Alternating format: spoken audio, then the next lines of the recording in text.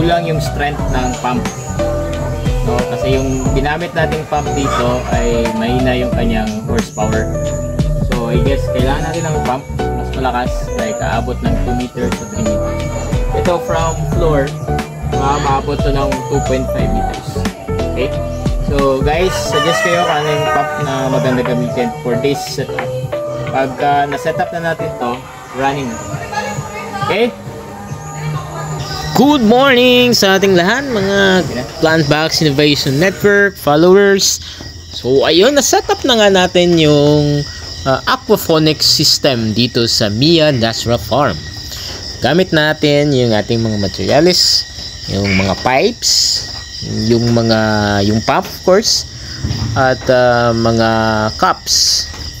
At gamit din natin yung mga soldering iron, no, sang ginamit natin pang butas dun sa mga takip ng pipes. So we installed 180 holes within at least that's a 1.5 meter by at least 6 meter, no, na aquaponics system dito sa Mia Natural Farm. No, at ang pagse-setup namin dito ay una, binutasan muna namin yung mga pipes at yung distance na maintain namin sa pagitan ng mga butas ay around nasa 4 to 6 inches. Medyo merong mga malaki yung gap sa bawat isa, sa bawat pipes, para mabigyan natin ng spasyo yung mga lettuce sa itatanim o ano namang pwede natin itanim dito. So kaya lang at the end of installation ay napansin namin na yung pump na ginamit namin ay hindi sapat para abutin niya yung 3 to 4 meters. Ang inabot lang na pump na natin, lakas niya ay nasa 1.5 lang. So kaya babaguhin natin o papalitan natin yung pump na gamit natin dito sa Mia Natural Farm. Kung sino yung gustong magpa-install, gustong mag-setup ng inyong aquaponics system, no, or organically design, no, kasi yung source mismo ng tubig natin ay fish ponds. So yung mga waste coming from the fish, mga nilagay natin ng mga isda, ay yun na mismo yung pagkain ng ating mga itatanim na mga veggies dito sa mga pipes.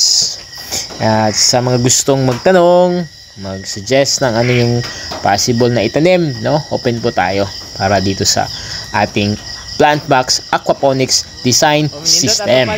Yan. So naka-install na to dito sa Mia Natural Farm located at New Corillia, New Bohol.